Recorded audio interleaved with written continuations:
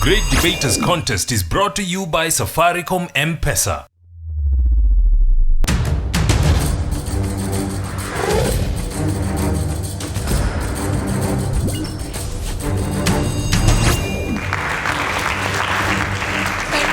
And 300 schools later, we find ourselves here at the Nationals of the Great Debaters Contest. I am your host, Mariam Bishar. And I am Austin Yumbok. We bring you the giants from the coastal region and the highlands region, respectively, Aga Khan Academy and Chogoria Girls. Their motion is: a digital shift has sounded the death knell for traditional media. Who will be the victor? We'll find out in just a minute. Proposer number 1, you have 3 minutes. Christine Kendi, Chogoria Girls High School. For the motion, the digital shift has sounded the death knell for traditional media.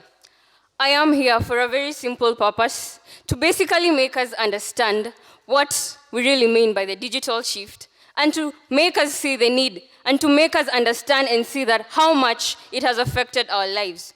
First, I'd like us to know one thing: traditional media is dying.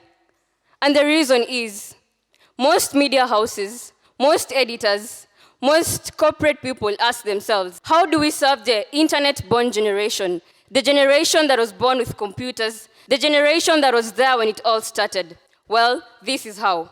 Basically, when we talk about digital shift, we mean that the digital shift basically means the relationship between the journalists and the consumers. And traditional media is a means of communication that was used before the advent of the internet. Well, traditional media encompasses a few things. For example, print media, broadcast media, and out-of-home media. Good examples of broadcast media are television and radio, which are the most common forms of media that are used by a large population. Well, we have print media, which is composed of newspapers, magazines, and name it. And I'd just like to ask us a question. If I walked down this podium and came to you, the audience, and took your phones, for example, what would I find? I will find phones, yes, phones that have embraced the digital form, the phones that are made in the digital way. And what will I find there? I will find content, digital content. For example, songs. Where do you get these songs? Pictures. Where do you get these pictures? You download them somewhere from the internet. Then, what are we talking about here? This is what we mean by the digital shift. And we are all embracing it. We are all talking about it. Well, another question to you, my audience. When was the last time that some of us wrote letters? When was the last time that some of us saw the doors of post offices? Well, I believe these are some of the things that we threw a long time ago and embraced new media. When we want to send messages to other people, we either use the social media like Facebook, Twitter, and name it, WhatsApp. Everyone is using it. Everyone is talking about it. It's the talk of the town. They say if you don't have it, you're not living in the new age. Well, that's it. The digital shift has indeed sounded the death knell for traditional media. The days when people used to sit down and write letters are long gone. The days when people used to queue and wait to get information are long gone. The days when people used to buy newspapers. I mean, we see newspapers being given out for free. Then, the bone of contention. The digital shift has sounded the death knell for traditional media. Thank you. Khan, the floor is yours. You have 3 minutes. Analog to digital sends chills down my spine. The digital shift is the term used to describe the move from tangible, hard paper forms of information and media towards more electronic and more digital forms. Now, traditional media is the term used to encompass conventional forms of media such as television, radio, print, outdoor advertising, whereas digital media encompasses the innovative and contemporary forms of media such as mobile networking, social networking, blogging, email, and any service accessible through the internet. Ladies and gentlemen, my name is Johan Muta, and the digital shift has not sounded the death knell for traditional media, and this is why. Firstly, information relayed through traditional media is reliable, concise, accurate, and objective. because it is verified by a myriad of people through different stages to ensure that it is as authentic and as objective as possible, which is much unlike digital media, which can and is a platform for rumor mongering, misinformation, and the spreading of simple lies to the general population. Also, the value of traditional media is simply undeniable. Christine from Chogoria Girls, if an article was written about your school, where would you want it? Would you want it on the front page of the Daily Nation? Or would you want it as a headline on the primetime news?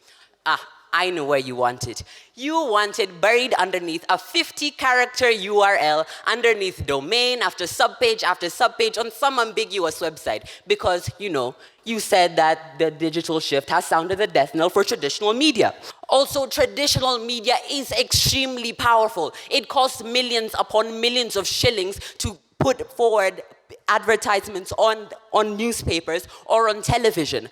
And advertisers still flock to these forms of media to showcase what they have to offer. Now, you're telling me that a website attracts more advertisers than a newspaper?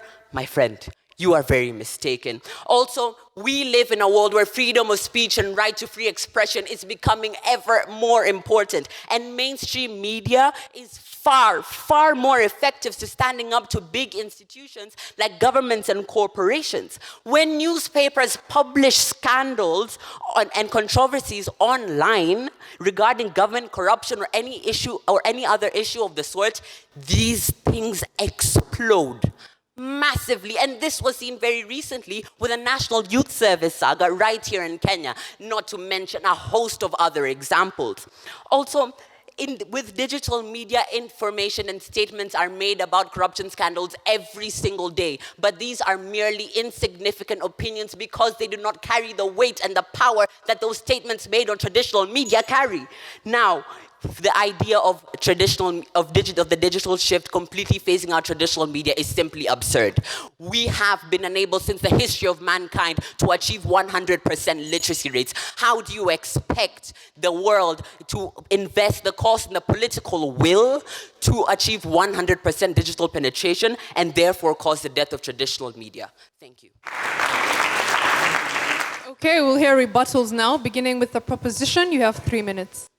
Muhanji Audrey, Chogoria Girls. Traditional media is dying.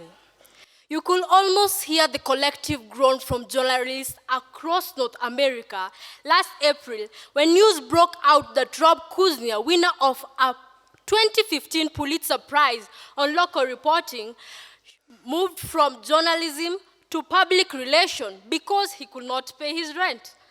Kuznia's story stood out against the floods of bad news of layoffs and closures at once dominant media organization in the United States of America and Canada. If someone with enough talent to win such a prestigious award cannot make a living wage in journalism, who am I not to propose this motion that states the digital shift has sounded the death knell for traditional media? Firstly, anyone with a mobile device can instantly upload original content to the internet. We no longer wait for morning newspapers, nightly broadcasts, or even journalists for news to become news. These citizen journalists can at times report on ongoing situations more rapidly and accurately than a professional journalist. When the Prime Minister Stephen Harper of Canada in July 2015 reshuffled his cabinet, he announced these changes first on his Twitter account.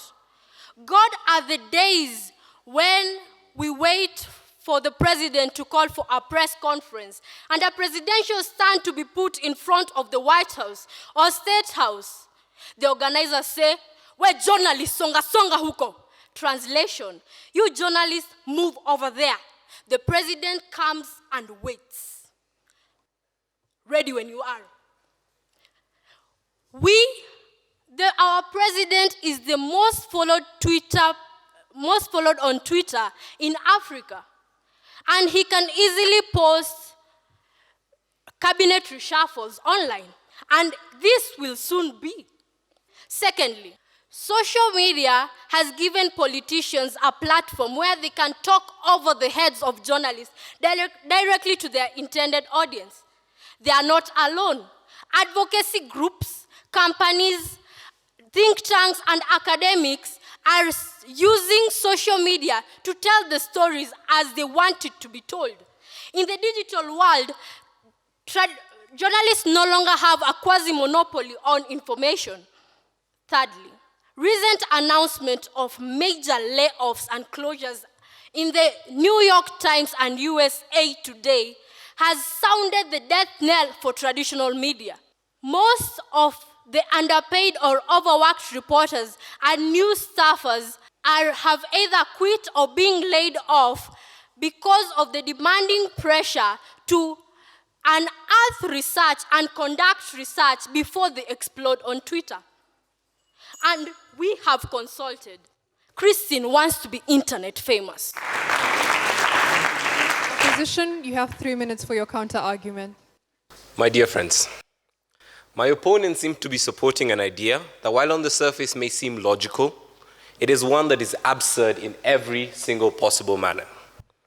The very idea, ladies and gentlemen, dear judges, and sit down and think about this carefully and critically, the very idea that some of the common forms of media of ours, magazines, newspapers, television, and the radio, all of this somehow just coming to an end or a standstill.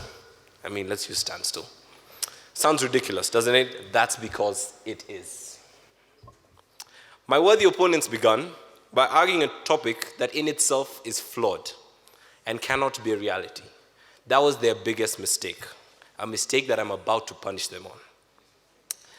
Their speed, they argued. Yes, without a doubt, I agree, digital media is faster and would get us information much quicker. But I ask you this, ever heard of rumors?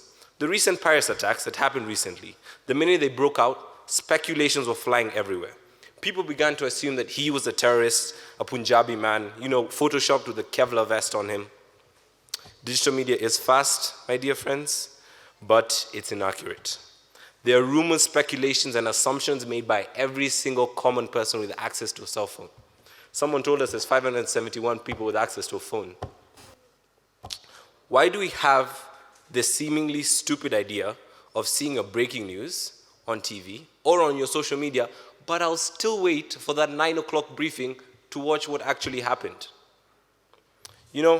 Traditional media involves means of presentation that have been rehearsed, calculated, thought over, and researched. I repeat, researched. Not any barbaric fool who feels like writing. They're well planned, more credible, which is why we prefer to read the newspaper about an event that happened rather than follow a Facebook post. And you talked about a generation gap. That our generation loves technology, and I won't lie to you, we definitely do. And we're obsessed with our phones each and every time. And the television and radio, newspapers and books, that's what our parents and grandparents were for, yeah? That's what we say. All of television, all of radio, all of newspapers and books and magazines disappearing. Does that sound logical to you guys? Really? Has that ever been the case? Why is it that when the television was invented, our parents and grandparents, who supposedly popularized it, did not stop listening to the radio? As most Kenyans do, and I probably still do, I listen to the radio for news. My parents do during their daily commute. I watch Citizen Live at 9 every day, and I'm part of this new generation. The new generation, they said, uses their cell phones for everything. Texts, plays games, uses the internet. The sole idea that we are going to stop using those forms of media entirely and suddenly all change the internet is impractical and, quite frankly, a joke. Long are not the days. The days are not gone, my friends. We will still use print. We will still take the reliable method, the reliable source that which we know, which is traditional media. Thank you.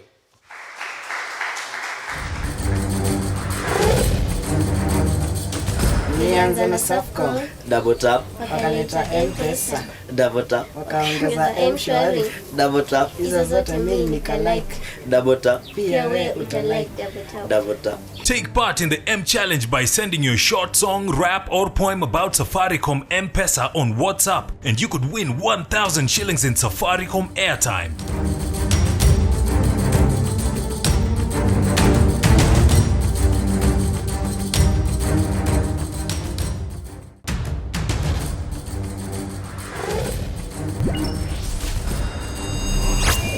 So the audience has posed questions to the two teams on stage. They will be responding. The proposers have been asked, wouldn't they have a wider reach using traditional forms of media such as print as opposed to social media? And the opposition have been challenged, is the problem with digital media rumors and gossip, or is it that there is no regulation, or who is in charge of regulating digital media? We'll have them respond. Proposer number 3, you have 3 minutes. Alexis Nzulu, Chogoria Girls High School. For the motion, the digital shift has sounded the death knell for traditional media. Let us look at it like this. You've asked what she would feel about her picture being, or the story of her winning this debate, being on Facebook as compared to maybe on the front cover of a newspaper. Look at it like this. Try convincing half the people in this room to walk to a newspaper stand and buy a newspaper just to read that simply someone wants something. Or sharing the post on your Facebook page to all your friends, because I mean, we all want to brag about winning. So who would it better be? For your parents, your grandparents, your uncles, maybe that would work. But for the era we are in today and the audience want to achieve, I think the digital platform would provide more efficiency.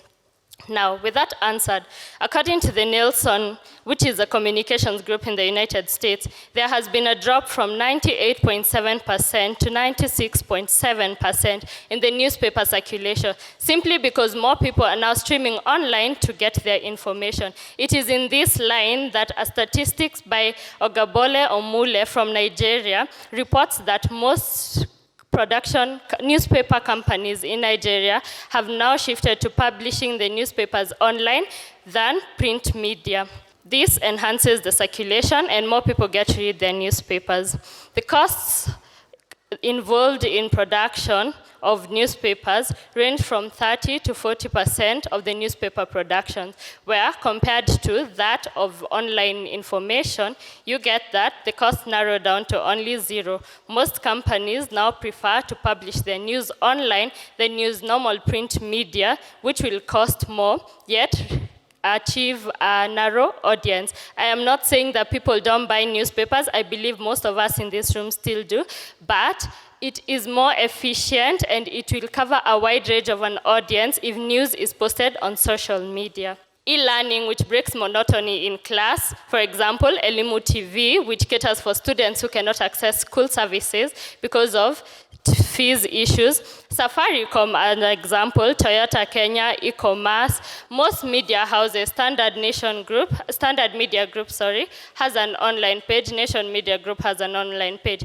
So when we are looking at all this, where is it more efficient? And with these numbers coming down, what do we have that print media, most traditional media can say, we are still surviving, we are still there. Most of this now has been eroded, and soon, very soon, in the near future, traditional media will be wiped out simply because of the influence that the digital media, the digital shift has on the current generation. I am Alexis Nzulu. Opposition, you have 3 minutes to respond to the audience. To begin with, I'd just like to thank Derek for, first of all, asking us a question so we can clarify our points further, but even better because you have just given me an opportunity to prove once again why digital media is not going to cause the end for traditional media. You talked about how rumors are spread through digital media, and we've already stated how this is true. The question is it the people that are behind this digital media that are to blame? And this is where the problem is, ladies and gentlemen. The fundamental concept of digital media, the thing that makes it so beautiful, is that it gives every single person here an opportunity to say what they want. Every single person is entitled to give some information, and they will do so because it is their civil liberty to do so. So simply stating that the people behind digital media are to blame for these rumors, for this lack of information, is not a valid argument because of the simple fact that digital media is precisely this. The people behind digital media tend to be the common person. They tend to be the people who do not check their facts, who do not go into extensive research, who do not think before they make messages. And a perfect example of this is what my fellow colleague already stated. There was a man who took a selfie with his iPad. He has a turban. During the Paris attacks, we know that the people who committed the act were claiming to be of the faith of Islam. People associated this with the turban. somebody decided that it would be a funny joke to Photoshop this iPad into a Holy Quran and to make a Kevlar vest part of his body. So it looked as though he was a man holding a bulletproof vest, showing a Quran and smiling. What did this do? It went all around the world. Every single person was reposting this saying, look, we have found the terrorist who committed these heinous acts. We must find him, we must kill him. Clearly, this is a big problem that we're facing, and this is how digital media works. You will have individuals who are going to come, they will think that they have this information and they will go with it. There's a reason, madam, that you have this newspaper here. It is because they took a whole day to think about the information that went into it.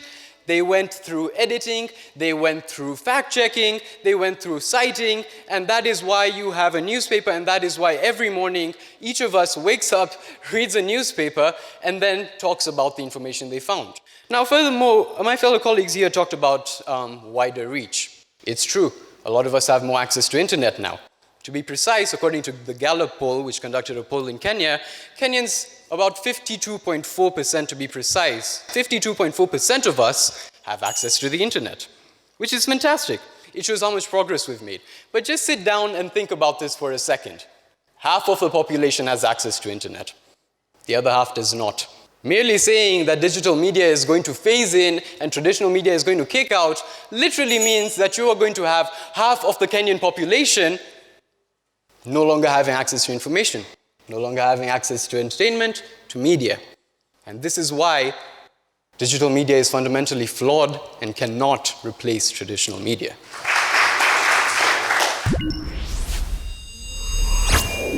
We'll now hear closing statements from both teams, beginning with the ladies. You have 1 minute. Wow, I love this. I mean, my opponents clearly stated that we are obsessed with a new internet age. Does that ring a bell? What does that mean? It simply means that we have shifted, that indeed the digital shift has sounded the death knell for traditional media. Then, you're talking about the Paris attack, the way they took selfies and posted them on the internet and so on and so forth. Well, I'd like to tell you this. They are saying the story the same way they'd like it to be told. Because they know that way, it will get to as many people as possible. Because they know that way, it will affect as many people as possible. Well, if we sit down and wait for a newspaper, if we sit down and wait for letters, it will take ages. But as long as we are in the digital shift, as long as we are embracing the digital era, it's fast, it is more credible, and it gets to as many people as possible. And at the end of the day, we have achieved what we want. Necessity is the mother of invention. The digital shift, indeed, has sounded the death knell for traditional media. I rest my case.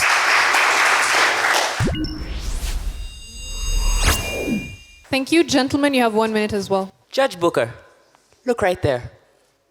A newspaper. Girls from Chogoria. Do you know why Judge Booker reads that newspaper? Because she is for objectivity. She is for authenticity. She is for facts that are true. She is against rumor mongering and lies that can be propagated on digital media. Judge Booker is living and breathing proof right here, right now, that traditional media will live on. Also, girls from Chogoria, much support for our cause. I'd like to remind you that Elimu TV is a television station and therefore a form of traditional media. Also, Judge Booker, I'd hold on to that newspaper if I were you, because according to our opponents, it will become an antique very, very soon. So, have a fantastic day, everyone, and remember, the digital shift has not sounded the death knell for traditional media.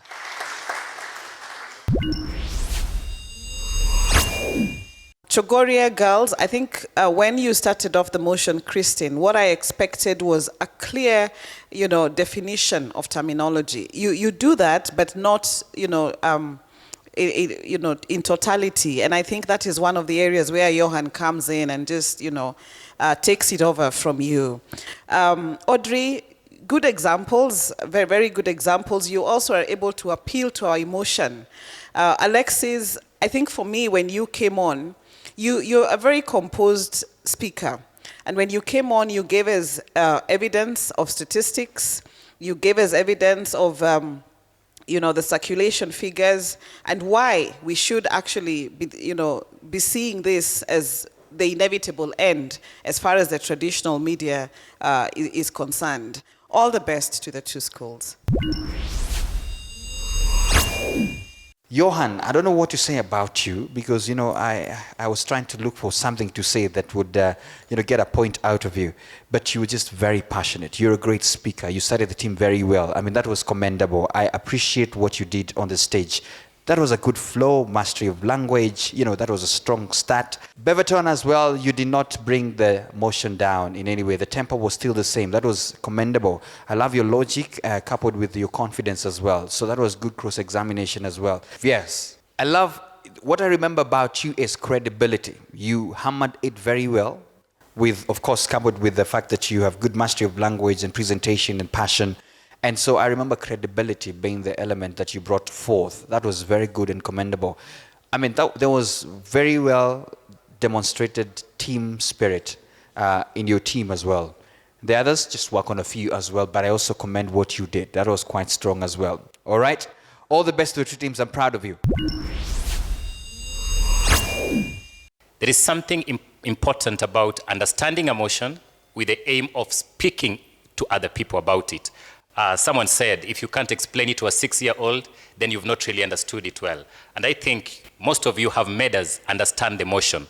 Chogoria girls, I think there are still things that we can do to make ourselves better debaters. Let's not be shocked when we get to the stage, but let us try to follow our ideas to the logical conclusion. I think I lost the team beginning with the first speaker. Had you just brought in the issue of utility, then I would have credited you. Nonetheless, it was a fair presentation. To Aga Khan, you've taught us one thing, the importance of teamwork. Teamwork is what will catapult your team to the next level. And I think if you ask me, even before the results are released, I can comfortably say that you'll cross over to the next debate. It is actually a win. The only question is by what percentage. Beautiful logic, beautiful passion, great debaters. The results are in. Chogoria Girls High School. The judges saw it fit to award you 70%. Please give them a round of applause. The Aga Khan Academy Mombasa, the judges awarded you 84%. You are our winners for the debate. We live for debates like this. Thank you to both teams. It has been an honor to watch you debate. And bravo to Aga Khan Academy for an outstanding performance. We'd like to thank Safaricom M-Pesa and KBC Channel 1. Remember to follow us on Twitter at Great Debaters EA and on all other social media platforms. I have been your host, Mariam Bishar. And I am Austin Yumbok. Catch you next time.